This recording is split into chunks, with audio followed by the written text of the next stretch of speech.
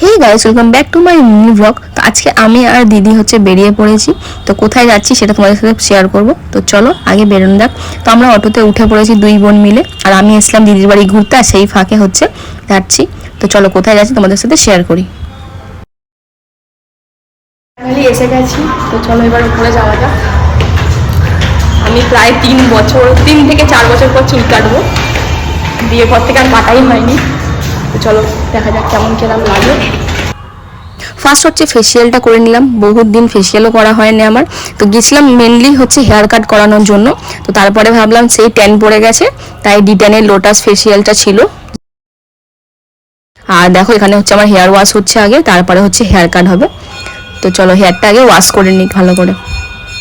আমার হেয়ারটা ওয়াশ করাই ছিল, কিন্তু ওখানে পার্লারে বলা হলো যে ম্যাম এখানে সবাইকেই এই সার্ভিসটা দেওয়া হয়, হেয়ার কাটের আগে মানে কন্ডিশনার দিয়ে শ্যাম্পু দিয়ে চুলটা ওয়াশ করে ভালো করে তারপর ড্রাই করে হেয়ার কাট করা হয়।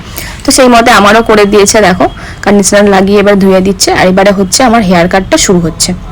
তো কি কাটবো সেটাই ভেবে পাচ্ছিলাম না, এতটাই ড্যামেজ হয়ে গেছিলো চুল। তো ফার্স্টে জট ছাড়ানো যাচ্ছিলো বলে নিচের দিকটা আগে কেটে বাদ দিয়ে তারপর দেখো ড্রায়ার দিয়ে হালকা শুকিয়ে নিয়েছে। এরপরে হচ্ছে কাটিং করছে। তো দেখা যাক কি কাটিং করলে আমার মুখে ভালো লাগে।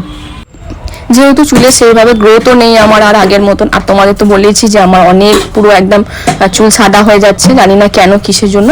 তো বেবি হওয়ার পর অনেক হেয়ার ফল হয়েছে আমার, দেখতেই পাচ্ছ পুরো মাথা আমার রীতিমতো খালি।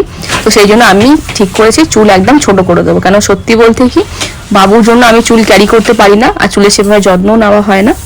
তো দেখো এইভাবে হচ্ছে আমি স্টেপ কাট কাটিয়েছিলাম ফার্স্টে। তো লেন্থ ঠিকই ছিল আন্দাজে আমার। তো তারপরে কাটিংটা ঠিক করতে করতে কিন্তু প্রায় অনেকটাই ছোট হয়ে যায়।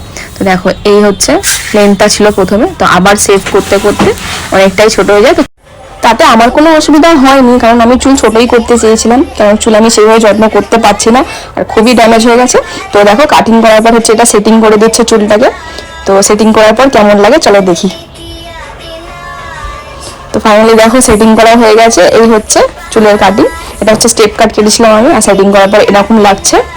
তো সব হলো, তারপর ভাবছি যে আইব্রোটার জন্য একটু মুখটা কেমন লাগছে। তো এবারে ভেবেছি আইব্রোটা করে নেবো। প্রথমে ভেবেছিলাম যে আইব্রো এখন করবো না, তো দেখো মুখটা একটু অন্য লাগছে, তো ভাবলাম আইব্রোটা করে নিই।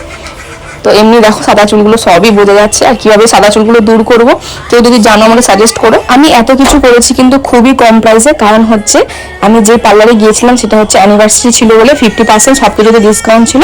তো এইগুলো কিন্তু আমার খুবই কম প্রাইসে পুরো 1000-এর মধ্যে হয়ে গেছে। তো কেমন লাগলো ভিডিও অবশ্যই কমেন্ট করো। টাটা।